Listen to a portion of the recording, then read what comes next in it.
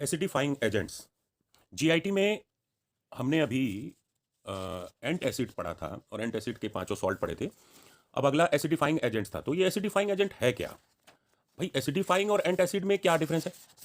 दोनों की क्यों आवश्यकता पड़ रही है? ये अलग से नाम क्यों डाला गया है? तो हम सिलेबस के चैप्टर पे चलते हैं। मैं आपको दिखा दूं जो कि सिलेबस में अकॉर्डिंग टू सिलेबस आपके पास ये देखिए। अभी हम चैप्टर नंबर 2 वॉल्यूमेट्रिक एनालिसिस में fundamental of volumetric analysis, acid base titration, non aqueous titration, precipitation titration, complexometric titration, redox titration, gravimetric analysis, ये हम पढ़ चुके हैं। ये हम इसके नोट्स बना चुके हैं, 3 वीडियो बन चुका है। जिनको ये नाम सुनकर पढ़ भी लिया होगा, भूल गए होंगे, इधर उधर चले गए होंगे, वो भी याद कर लेंगे और वो भी समझ गए होंगे और आज के बाद इन चैप्टरों से और इन नामों से भागेंगे नहीं। देखो, इनऑर्गेनिक फार्मास्यूटिकल्स में हमने अब एक चीज ये ध्यान रखना, जब भी आप कोई सॉल्ट की बात करते हो तो उसका storage, market preparation, formulation, condition, usages, ये तो लिखना ही है। और सबकी बस बस इसी तरीके से उसका डेफिनेशन एक कर देना है। और इनऑर्गेनिक फार्मास्यूटिकल्स में हमने हेमाटेनिक्स बाकी है, अ, छोटा सा है, आसान है, ये भी करवा दूंगा। गैस्ट्रो इंटेस्टिनल एजेंट्स में हमने जीआईटी में एंटासिड पढ़ा था, एल्युमिनियम हाइड्रोक्साइड, ये 5 वो। अब एसिडिफाइंग एजेंट्स के बारे में बात करते हैं, ठीक है। तो एंटासिड क्या कर रहा था? एंटासिड कर रहा था जो टू मच गैस बन रहा था, एसिड हो रहा था, उसको न्यूट्रलाइज करने का काम कर रहा था। उसको न्यूट्रलाइज का मतलब खत्म कर देना नहीं होता। हमारे अंदर एसिड खत्म हो जाएगा तो काम खत्म।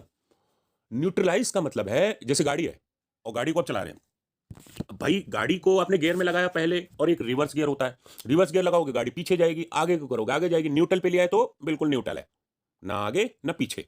तो न्यूट्रल का मतलब मिड पॉइंट पे आ गया। हमें हमारे स्टोमक पे, पेट में ऑलरेडी एक HCl नामक एसिड मौजूद होता है जो कि हमें पाचन क्रिया के लिए, भोजन को गलाने के लिए आवश्यक होता है। उसकी मात्रा बढ़ने और घटना ही हमें समस्या पैदा करता है। और वो जब हम कुछ उल्टा सीधा खाते हैं तो वो हमारे साथ होता है। तो जब एसिडिफाइंग एजेंट्स का अब हमें जरूरत क्यों पड़ी?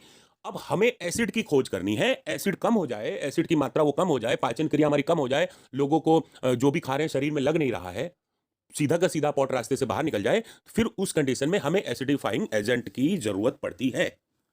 क्लियर है? बहुत सरल बात है। जब आप एक सब्जेक्ट के टॉपिक को अगर डिफाइन में समझ जाओगे कि ये पूछ क्या रहा है, तो इतनी जानकारी तो हर एक बच्चे को है कि वो कुछ ना कुछ अपनी तरफ से, अपनी बुद्धि के अनुसार ज्ञान लिख कर आएगा। देखिए, नोट्स बना रखे हैं, बहुत प्यारे बना रखे हैं, बहुत कम शब्दों में, बहुत अच्छे, और कोई भी चीज छूटी नहीं है। लेकिन आप अगर शुद्ध हिंदी में इस इंग्लिश के वर्ड को समझ जाते हैं तो आधे ज्ञानी और आधे खुद के ब्लॉगर बन जाएंगे और कुछ ना कुछ लिख के आएंगे, और उसमें अगर थोड़ा सा पढ़ लेते हो तो और आसान हो जाएगा। आइए, drugs that are used to increase metabolic acidosis are known as acidifiers. This agent enhance the acidity of GIT. अभी देखो, आपने अभी तक देखा होगा एल्कालोसिस और इसमें एसिडोसिस। अब मैं आपको क्लियर कर दूं, जिन लोगों को ये क्लियर नहीं हुआ, पहले बता चुका हूं। तो एल्कालोसिस जो है वो बेस के आधार पर काम करता है। जो हमारा मेटाबॉलिक में प्रोसेस है वो बेस के आधार पे काम करता है। और एसिडोसिस जैसा नाम से ही शो हो रहा है, इसमें एसिड एसिड के आधार पे काम करता है, राइट? अब देखिए, तो वहां पे बेस की मात्रा बढ़ गई या बेस की मात्रा घट गई, उसके आधार पर उसने वहां पर एसिड का रिएक्शन करना था। जब एसिड खूब ज्यादा बढ़ गई तो बेस घट गया। अब तो उसने बेस को मेंटेन करने का काम किया, ठीक है। तो यही बस acid base, base acid, right? अब आ जाओ, तो ये क्या करता है हमारे जीआईटी में, जो गैस्ट्रो इंटेस्टिनल ट्रैक्ट है उसमें एसिडिटी को बढ़ाने का काम करता है, एनएच का काम करता है, राइट? ठीक है, सिंपल है। मेरे ख्याल से आप इसमें कोई डाउट नहीं रह गया होगा। अब आ जाओ क्लासिफिकेशन की बात करते हैं। तो देखो, इसको क्लासिफाई किया गया है 3 रूप में। एक गैस्ट्रिक एसिडिफायर, राइट, और एक यूरिनरी एसिडिफायर, तीसरा सिस्टमिक एसिडिफायर। अब देखो, गैस्ट्रिक एसिडिफायर क्या हो गया? This drugs are used to temporary restore the acidity of the stomach in patient.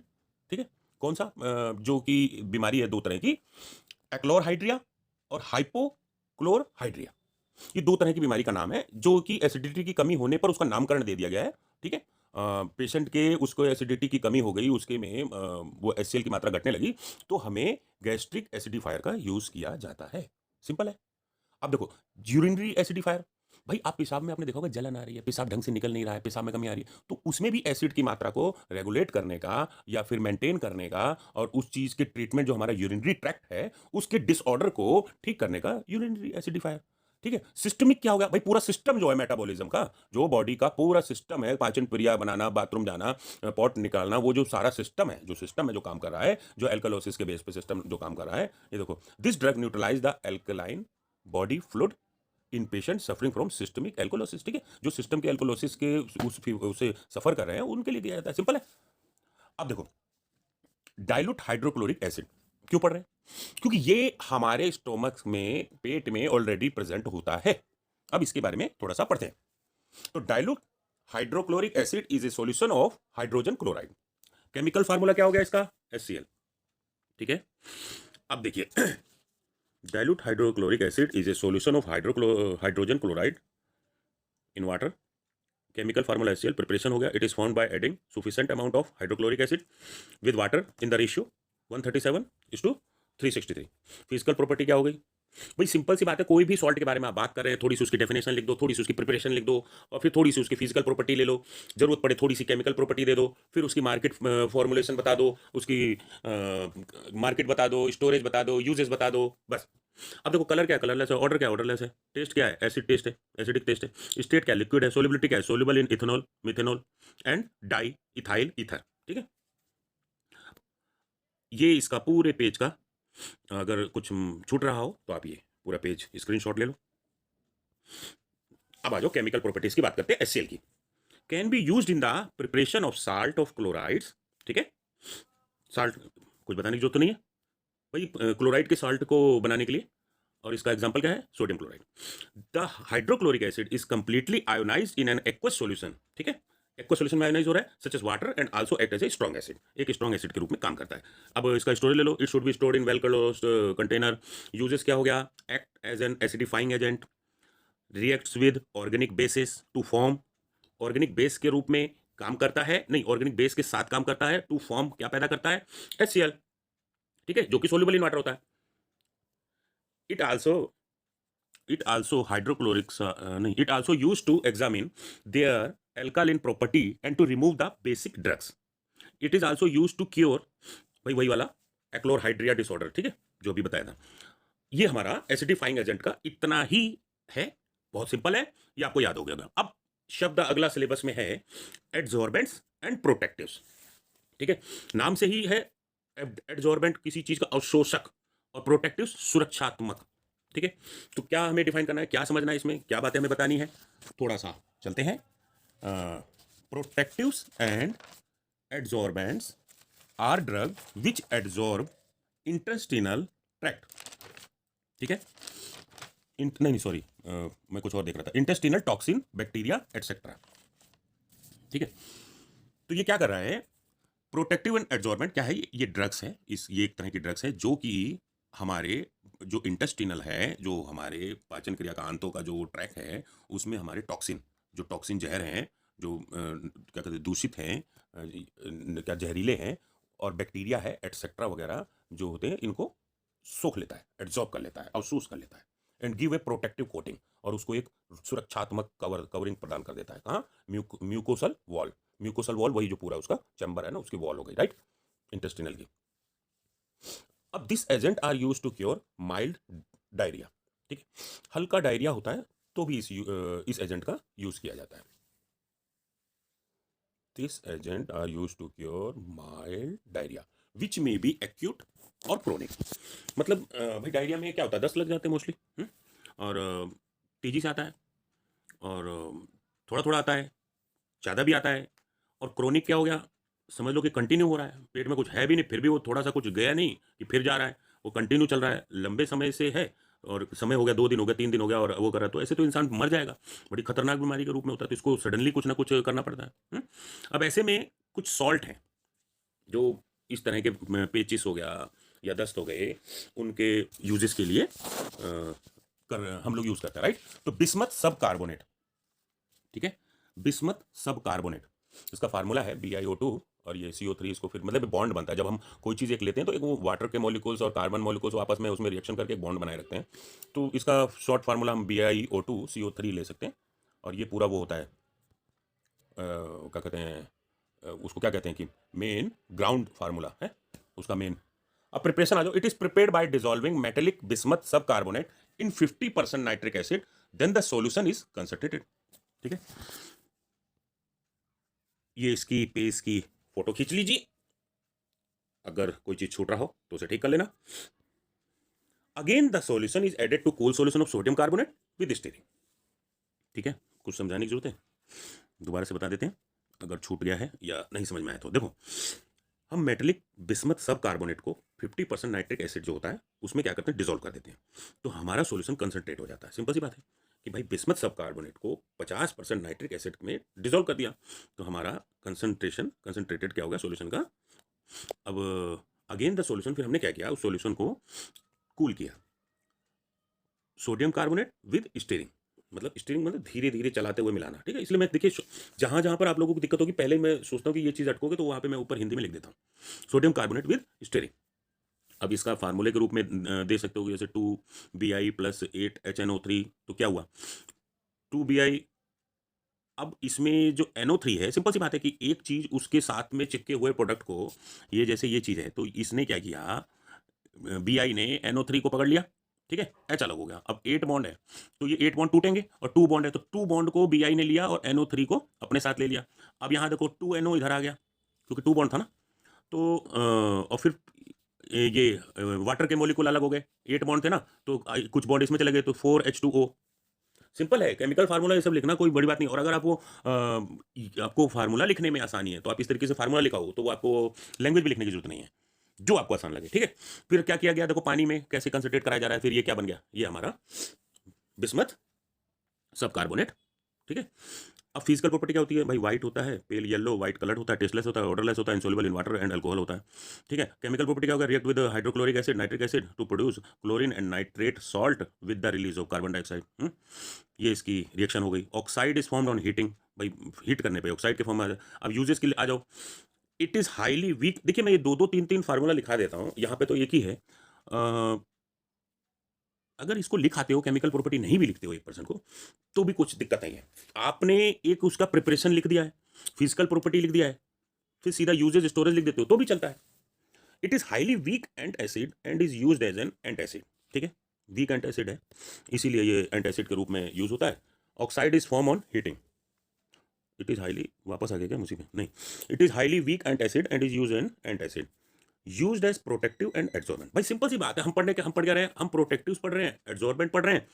Protective and adsorbent और एंटासिड का चैप्टर हमने पीछे, क्योंकि सब ये जीआईटी में आते हैं, तो इसको ही बताया कि ये जो हाईली वीक एंटासिड के रूप में भी यूज किया जाता है, और ये प्रोटेक्टिव और एड्सॉर्बेंट के रूप में भी यूज किया जाएगा। भाई प्रोटेक्टिव का अफसोस करना, और ये रक्षात्मक। अब आप बोलोगे ये मतलब क्या है यार, मैं मतलब तो समझ गया, लेकिन अभी भी समझ में नहीं आया, बताता हूँ। देखो भाई, आपके शरीर के अंदर कुछ ऐसा बैक्टीरिया है कि आप देखो पॉट में वो दस्त लगा है उसको, और वो बार बार पेट उसका झड़ जा रहा है, उसने पानी पिया फट से निकल गया, फिर भी दस्त निकल गया, उसने एक बिस्किट खाया तो भी उसका निकल गया, बार बार निकल गया, लेकिन उसके अंदर कुछ ऐसे माइक्रो ऑर्गेनिज्म, बहुत छोटे छोटे बैक्टीरिया जो कि चिपके बैठे हैं, वो नहीं निकल रहे।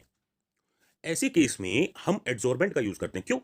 जब हम एड्सॉर्बेंट को हमने उसमें डाला, भाई बेस के रूप में डाला या एसिड के रूप में, एसिड बेस दोनों के रूप में हम डाल सकते हैं। तो देखो एंट एसिड के रूप में बोला ना, वीक एंट एसिड के रूप में, तो जब हमने मान लो कि बेस एंट एसिड के रूप में उसको डाला, या जो भी हमारा सॉल्ट है, ड्रग है, जिसके भी रूप में हमने तैयार किया था, एक लिक्विड फॉर्म में रहा या फिर किस फॉर्म में रहा, तो जब हमने उसको वहां तक पहुंचाया, उसने क्या किया, वहां पर एक थोड़ा सा विस्कस बेस बना लिया। ठीक है, बेस बना लिया अपना, और बेस बनाकर जो बैक्टीरिया थे उसको सोख लिया, और सोख कर लिया अपने अंदर ले लिया, क्योंकि वो मर तो रहे नहीं है, तो उसको अपने अंदर घुसा लिया, और क्या किया, पॉट के रास्ते से बाहर कर दिया, और साथ में प्रोटेक्टिव का भी काम कर दिया। तो जो जहां से खींचा ना, वहां जख्म हो जाता है, चोट लग गई। भाई किसी चीज में कोई चीज चिपका है, कोई चीज कीड़ा है, कोई कहीं कुछ कील है, कहीं घुस गई पैर में, तो आपने कील निकाली तो वहां से खून निकलने लगा, उतना भाग जख्मी हो गया। तो जो कीड़ा जहां पर, जो बैक्टीरिया जहां पे चिपका था जिस बात को, तो वहां पे उस भाग में सुरक्षात्मक कवरिंग करने का काम कर दिया। मेरे ख्याल से इससे आसान तो नहीं होती कोई बात, राइट। अब आ जाओ, in the form of bismuth sub nitrate and iodoform paste use for wound dressing. ठीक है, घाव की पट्टी भी करने के रूप में आइडोफॉर्म में, या उसमें तो बिस्मथ सब, बड़ा प्यारा नाम है, इसको याद रख लो, सब काम की चीज है बिस्मथ। ऐसा भी नाम नहीं है कि भाग जाओ इस नाम को सुनको, बिस्मथ सब कार्बोनेट। ठीक है, bismuth sub nitrate, bismuth sub carbonate, bismuth sub nitrate. ठीक है, तो ये क्या कर रहा है, इन द फॉर्म ऑफ, मतलब नाइट्रेट का जब फॉर्म आएगा तो ये एंड आइडोफोम पेस्ट के नाम से ये क्या करता है, वाउंड पे वो पट्टी वगैरह, ठीक है। एंड टॉपिकल प्रोटेक्टिव, टॉपिकल क्या होगा, ऊपर कोई चीज़ परत परत है, जो परत होती है उसकी सतह, उसको प्रोटेक्ट करने का, इन लोशन के रूप में और ऑइंटमेंट्स के रूप में, ठीक है। ये पेज है, इस पेज की फोटो खींच लीजिए। पिछली वाली जल्दी में कर दिया था, कुछ लोग बोले कि फोटो नहीं आई क्लियर, तो यहाँ कर लीजिए, आगे आ जाओ। And also used as an antiseptic as a dusting powder. अब सेकंड बात करते हैं काउलिन। काउलिन, ठीक है, एक तरह का चाइना क्ले भी इसका नाम बोला जाता है, जिसका फार्मूला होता है Al2O3 2SiO2 2H2O। प्रिपरेशन है, it is prepared from natural clay and can be powdered and separated by electrical sedimentation, ठीक है। इलेक्ट्रिकल सेडिमेंटेशन समझ रहे हो ना, अरे भाई खनन होता है, कुछ बिजली का उपकरण लगा कर कुछ करके वो सब निकाला जाता है। ये नेचुरल क्ले है, प्राकृतिक की एक मिट्टी है एक तरह की है, पाउडर के फॉर्म में भी हो सकती है। तो फिजिकल प्रॉपर्टी हो गया, it exist in plastic like form and taste earthy और क्ले लाइक, ठीक है। It exist in plastic like form, मतलब कि ये एक प्लास्टिक की तरह का आकार में होता है, और इसका जो टेस्ट होता है वो अर्थी होता है। अर्थी मतलब जमीन की मिट्टी की सुगंध आती है ना जैसे, और क्ले लाइक, ठीक है, मिट्टी की खुशबू की तरह। इट इज स्मूथ एंड सोपी इन टच, सोपी इन टच है साबुन की तरह, साबुन को जो भी कुछ साबुन की तरह होगा, हल्का सा गुलगुला सा और हल्का सा दाब दिया तो उस पर निशान पड़ जाते हैं, हाथ दब गया और ठोस भी होता है, तो सोपी, राइट राइट। फार्मास्यूटिकल फार्मुलेशन बात कर लो, तो काउलिन सस्पेंशन के नाम से और पाउडर के नाम से, kaolin powder, white kaolin powder, ठीक है। काउलिन ही पढ़ रहे हैं तो काउलिन ही उसका फार्मास्यूटिकल। मार्केट प्रिपरेशन ले लो तो kaolin clay powder, ICM pharma काउमिक्स ओरल मिक्सचर। आसान है, क्लियर है। स्टोरेज, थोड़ा सा स्टोरेज भी बता दो। तो स्टोरेज लगभग सभी का सेम होता है कि हमें भैया रख रखाव कैसा करना है, तो भैया आप इसको जनरल स्टोरेज एरिया में रख सकते हो विद अदर आइटम, इसके लिए इतना टेंशन लेने की जरूरत नहीं है, ठीक है। यूजेस क्या है, यूज भाई एड्सॉर्बेंट के रूप में यूज होता है, यूज एज एन, अच्छा जी। अब ट्रीटमेंट ऑफ डाइसेंट्री पेचिस, बताया ना पेचिस का, पेचिस के इलाज के लिए, ठीक है। कोलाइटिस का हो गया, कोलेरा हो गया, हैजा। फिर क्या है, use in the treatment of alkaloidal food poisoning, ठीक है। फूड पॉइजनिंग हो, पल्टी आ रहा है, दस्त आ रहा है, दोनों चीज आगे, कुछ गंदा खा लिया, वो बैक्टीरिया चिपक के बैठा हुआ है, वो जब तक मरेगा नहीं। तो ऐसे में मोस्टली क्या करता है, नॉर्फ्लॉक्स टीजेड, टीजेड को यूज किया जाता है। ये भी आगे पढ़ोगे आप लोग जब सॉल्ट में यूज होगा, तो क्यों यूज किया जाता है। नॉर्फ्लॉक्स टीजेड वैसे बहुत हार्ड दवा होती है, इसलिए एक दिन में उसको ज़्यादा रिकमेंड नहीं करते कि एक दिन में एक ही टैबलेट यूज़ करो, हालांकि आजकल शायद कम एमजी की बना दी गई हो तो अलग बात है। तो फूड पॉइजनिंग का हो गया, राइट। बहुत सिंपल है, मज़ेदार, मजे के रूप में पढ़ो, मतलब जरूरी ज्ञान के रूप में पढ़ के चलो। ये मत सोचो कि पेपर में ही आना है तो ही करना है, बहुत इंपॉर्टेंट है यार फार्मास्यूटिकल केमिस्ट्री, इसको आप हल्के में और नेग्लेक्ट मत करो, ये आपको जानना बहुत जरूरी है, अगर आगे लाइफ में बहुत काम आने वाला आपके। तो इसलिए जान लो, याद हो ना हो भगवान के भरोसे रखो। तरीका और भी बताऊंगा, पेपर नजदीक आने दो, एक गजब के टिप्स दूंगा, कोई फेल नहीं होगा, वादा है। अब आ जाओ, एक और यूजेस है, it can be used in the, ये कैसे आ गया, छूट गया था क्या,